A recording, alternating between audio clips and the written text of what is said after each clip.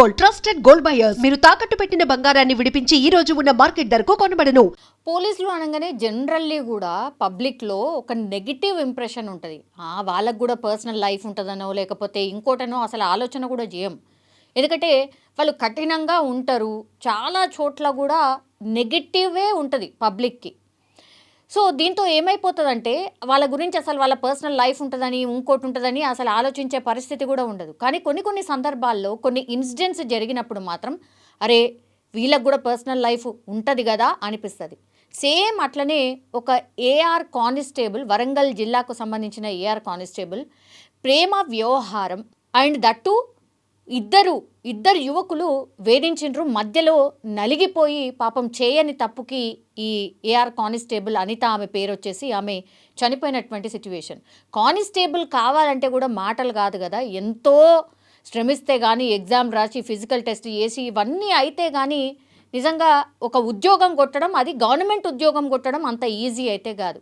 ఇప్పుడు లాస్ట్కి వస్తే ఏమైపోయిందంటే బ్రైట్ ఫ్యూచర్ ఉన్నటువంటి ఇప్పుడు ఈ ఏఆర్ కానిస్టేబుల్ మధ్యలో బలైపోయినటువంటి సిచ్యువేషన్. యాక్చువల్లీ ఈమె ఎక్కడ ఆమె అని అంటే వరంగల్ పోలీస్ కమిషనరేట్ ఏఆర్ విభాగంలో పనిచేస్తోంది. వరంగల్ జిల్లా పర్వతగిరి మండలం సీత్యా తాండాకు చెందిన అనిత అన్నమాట. ఈమె మహిళా కానిస్టేబుల్గా విధులు నిర్వహిస్తోంది వరంగల్ జిల్లాలో. అయితే పెళ్లి చేసుకుంటానని 4 ఏళ్లుగా డ్యూటీలో ఉన్నప్పుడు ఈ రాజేందర్ అనే వ్యక్తి, ఆయన కూడా మహబూబాద్ జిల్లా తొర్రూరు మండలం కొమ్మనపల్లి తాండాకు చెందినటువంటి రాజేందర్ అనమాట. ఇతను తరచుగా 4 ఏళ్లుగా వీళ్ళిద్దరి మధ్య ప్రేమ ఉంది. కానీ ఎంత టార్చర్ పెట్టేవాడట అంటే ఈమె డ్యూటీలో ఉంటే కూడా అనుమానం అనమాట. నువ్వెక్కడున్నావు, ఇప్పుడు ప్రస్తుతం ఎక్కడున్నావు, నువ్వు కరెక్ట్గా చెప్పు, నాకు వీడియో కాల్ చేయి. డ్యూటీలో ఉండగా వీడియో కాల్ చేసి ఆమె ఒకవేళ తప్పు చెప్పిందా కరెక్ట్ చెప్పిందా అని క్రాస్ చెక్ చేసుకోవడం ఇక రోజు ఇదే. ఇప్పుడు కానిస్టేబుల్ అన్నాక అప్పటికప్పుడు ఫోన్ వస్తుంది, ఇప్పుడు ఇక్కడ ఉన్నానని చెప్తుంది, వెంటనే ఇంకో ఫోన్ వస్తుంది, ఇమీడియట్గా వాళ్ళు ఇంకో దగ్గరికి మూవ్ అవుతారు. అప్పుడు ఇక్కడ కాకుండా ఇంకో చోట ఉన్నాననగానే అనుమానమట. సో ఇట్లా రాజేందర్ తరచుగా వేధించేవాడట. ఇక ఆల్మోస్ట్ తల్లిదండ్రులు ఒప్పుకున్నారు, రాజేందర్తోని వివాహం కూడా నిశ్చయం అయిపోయింది. ఇక రేపో మాపో పెళ్ళి అనేటువంటి టైంలో ఈయన వేధింపులు భరించలేక నా వల్ల కాదు బాబోయ్ అని రాజేందర్కి నో చెప్పేసేసి ఆమె లైఫ్ ఆమెదో లీడ్ చేస్తున్నటువంటి ప్రయత్నం చేస్తోంది. దీంతో అప్పుడు ఏమైంది, అనిత తల్లిదండ్రులు కూడా నీకు వద్దమ్మా, ఆయన తగడు, రాజేందర్తోని నువ్వు వేగలేవు, ఇంత అనుమానం ఉంటే కష్టమమ్మా అని ఏ తల్లిదండ్రులైనా చెప్తారు. అట్లే ఆమెకు కూడా చెప్పారు, సరే అని చెప్పి ఆయనతో మ్యారేజ్ కాలేదు. ఇంకొకళ్ళు వెంటర్ అయింది. ఎవరు అని అంటే ఈయన పేరు జబ్బార్ లాల్. ఈయన ఎవరు అంటే అనితకి స్నేహితుడట. ఏమైంది, సరే సన్నిహితంగా ఉండడము, తర్వాత ఈమె బాధలు షేర్ చేసుకోవడము, అసలు రాజేందర్ ఇష్యూలో ఏమైంది అని చెప్పడం, ఇవన్నీ కూడా షేర్ చేసుకుంది.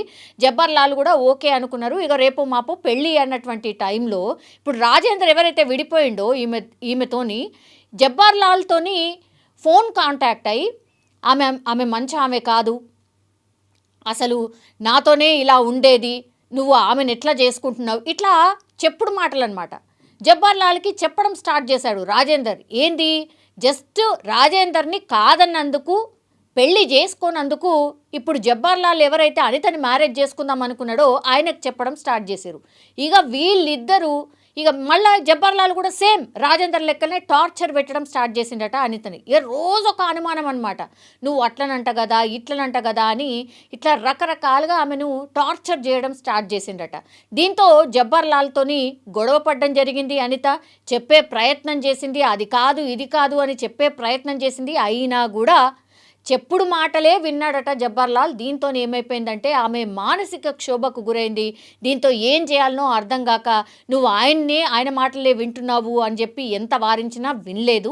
దీంతో రాజేందర్కి ఫోన్ చేసి నువ్వు నా జీవితాన్ని నాశనం చేసేసినావు, ఎంత అసలు నేను నీకేం అన్యాయం చేశాను, ఇట్లా ఆయనతోని మాట్లాడడం. తర్వాత జబ్బార్ లాల్ కూడా ఎవరైతే మ్యారేజ్ చేసుకోవాలనుకున్నారో జబ్బార్ లాల్ కూడా చెప్పే ప్రయత్నం చేసిందట. అయినా ఇద్దరు కూడా వినలేదట.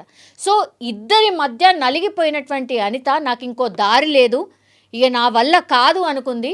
దీంతో ఏం చేసింది, పురుగుల మందు తెచ్చుకొని తాగేసింది. దీంతో పాపం ఆమె ఆత్మహత్య చేసుకునే ప్రయత్నంలో భాగంగా స్పాట్లోనే చనిపోయినటువంటి సిచ్యువేషన్.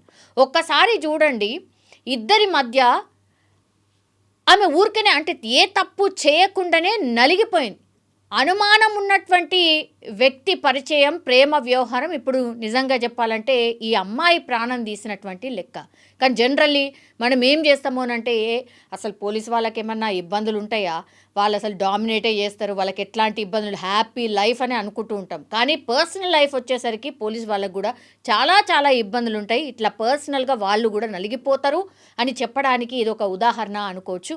పాపం అనిత వాళ్ళ తల్లిదండ్రులు మా అమ్మాయిని ఇద్దరు కలిసి బలి చేసేసిండ్రు అని రోధిస్తున్నారు. ఇంకా వాళ్ళకు దిక్కేంటి, లాస్ట్కి వస్తే కన్నీరే మిగిలింది. సో చుట్టుపక్కల వాళ్ళు కూడా అదే అంటున్నారు. పాపం ఏ తప్పు చేయకుండానే అనిత అనే అమ్మాయి పూర్తి స్థాయిలో బలైపోయినటువంటి సిచ్యువేషన్. ఇప్పుడు ఇద్దరి మీద పోలీసులు అయితే కేసు నమోదు చేశారు. కేసు వరకు నమోదు చేస్తారు, కానీ తిరిగి అయితే ఆ అమ్మాయి ప్రాణాలను అయితే ఎవరైనా తీసుకురాగలుగుతారా? ఆమెనైతే బలైపోయింది. ఈ తల్లిదండ్రులకైతే కన్నీరే మిగిలినటువంటి సిచ్యువేషన్. అత్యంత బాధాకరం. పాపం ఏఆర్ కానిస్టేబుల్గా ఒక మహిళా కానిస్టేబుల్, ఆమె తన కాళ్ళ మీద తను నిల్చోవాలనుకుంది, తన ఫ్యూచర్ని చాలా గొప్పగా ఊహించుకుంది. కానీ అర్థాంతరంగా ఇప్పుడు తనువు చాలించినటువంటి పరిస్థితి కనిపిస్తోంది.